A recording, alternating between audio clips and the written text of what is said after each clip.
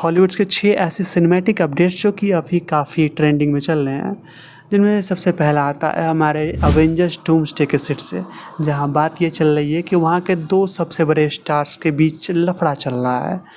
अब पता नहीं कि वो दोनों स्टार्स कौन हैं, मगर स्पेक्युलेशंस कुछ इस तरह से हैं कि अवेंजर्स के मेन लीड के 2 स्टार्स इसमें इन्वॉल्व हैं। तो अब देखने वाली बात ये है कि मूवी आगे कैसे बढ़ती है।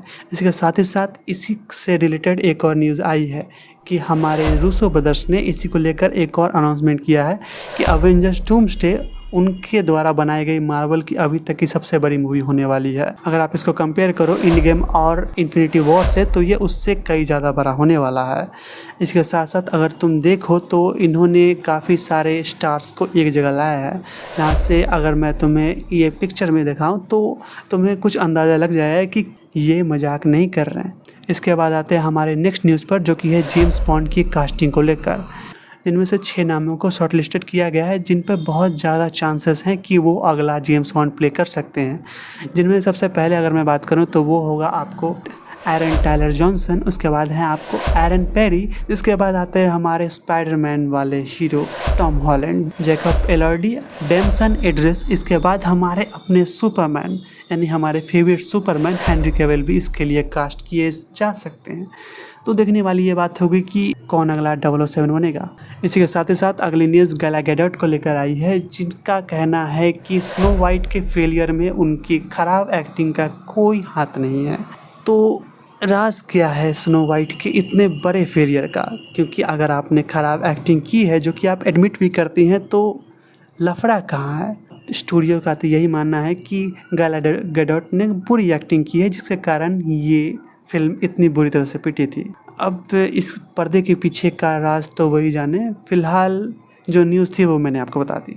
एंड अब नेक्स्ट न्यूज़ पे चलते हैं, जो कि है डीसी स्टूडियो को लेकर, जिसमें अब बताया जा रहा है कि हमारे रिसेंट में जो सुपरमैन मूवी रिलीज हुई थी, वो डीसी की हाईएस्ट अर्निंग 5th मूवी हुई है।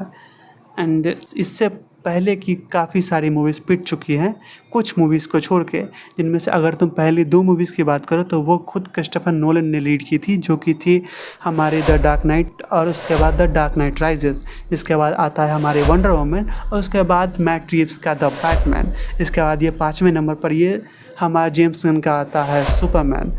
सुनने में काफ़ी रीजनेबल लगता है, क्योंकि इससे पहले कोई भी मूवी 700 से ज़्यादा का आंकड़ा पार नहीं कर पाई थी। अब अर्निंग के बाद शुरू हो ही गई है, तो इसी से रिलेटेड एक और न्यूज़ बता देता हूं, जो कि है 2025 में ऐसी कोई सुपर हीरो मूवीज़ ही नहीं बनी जो कि $700 मिलियन से ज़्यादा की कमाई कर सके। जिसमें अगर तुम देखो तो सबसे रिसेंट का एग्जाम्पल हमारा सुपरमैन है, जो कि सिर्फ $600 मिलियन पर रह गया। इसके बाद आता है हमारा फैंटास्टिक फोर, जो कि 473 करोड़ के आसपास है। इसके बाद आता है हमारा new world order the captain America का, जो कि 415 करोड़ पे रह गया था और ये बॉक्स ऑफिस पे काफ़ी बुरी तरह से पिटी हुई थी। अब इसका कारण रेसिज्म है या फिर और कुछ और पता नहीं। इसके बाद अगर तुम देखो तो आती है हमारी थंडरबोल्ट, जो कि एवरेज कह सकते हो इस मूवी को। इसी के साथ ही साथ अगर कास्टिंग से बात चली रही है, तो इसी से रिलेटेड एक और न्यूज़ बता देता हूँ हमारे अगले बैटमैन को लेकर। तो बात कुछ ऐसी है कि हमारे रिचर्ड यानी एलन रिचर्डसन शायद प्ले कर सकते हैं अगले बैटमैन को डीसीयू यूनिवर्स में। एंड हमें ये बात भूलनी नहीं चाहिए कि जिस तरह की हमारे एलन रिचर्डसन की बॉडी है, कुछ इसी तरह का कैमियो हमें क्रीचर कमांडोज के जो बैटमैन देखने को मिला था, उसका भी कुछ इसी तरह का अपीयरेंस था। तो बहुत सारे चांसेस हैं कि हमें एलन रिचर्डसन अगले बैटमैन बनते हुए दिख सकते हैं डीसीयू यूनिवर्स में। एंड ऐसा हो गया तो भाई मैं बता सकता हूँ कि क्या ही मज़ा आने वाला है, क्योंकि ये बंदा कुछ ऐसा अपीयर होगा बैटमैन के ड्रेस में कि आधी रात को किसी के घर पहुँचा है, भैंचोद कान फट जाए उसकी कि भैंचोद किसको देख लिया यार। और बंदा इतना टेरिफाइंग लगेगा कि यार आंखों आंखों में माँ चोद दे किसी की। खैर मैं भावनाओं में बह गया, मगर अब बात कर लेते हैं हमारे लास्ट रिपोर्ट की, बट नॉट लीस्ट, जहां अब बात चल रही है हमारे स्पाइडरमैन के सेट से कि हमारा जो हल्क होने वाला है वो एक्चुअली में कॉन्शियस होगा इस मूवी में।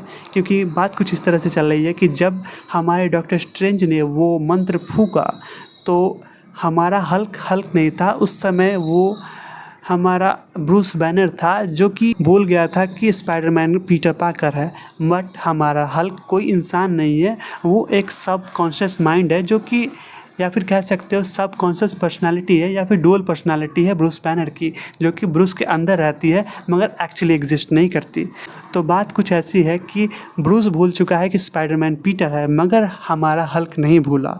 और यही सिनेरियो हमें ब्रांड न्यू डे में देखने को मिलेगा, जब द हैंड का पनिशर स्पाइडरमैन के पीछे लगेगा उसको मारने के लिए, तब हमारा हल्क बीच में पड़ेगा, पनिशर से भिड़ेगा हमारे स्पाइडी को बचाने के लिए। खैर ये फ़िलहाल तक की स्पेक्टिकुलेशंस हैं जो कि मार्केट में काफ़ी ज़ोरों शोरों से चल रही हैं, तो सोचा तुम्हें बता दूँ। एंड अगर अभी तक तुमने इस चैनल को सब्सक्राइब नहीं किया तो जल्दी कर लो, क्योंकि तुम बहुत कुछ मिस करने वाले हो। सो मिलते हैं नेक्स्ट वीडियो, तब तक के लिए देखते रहिए द एक्सप्लेन।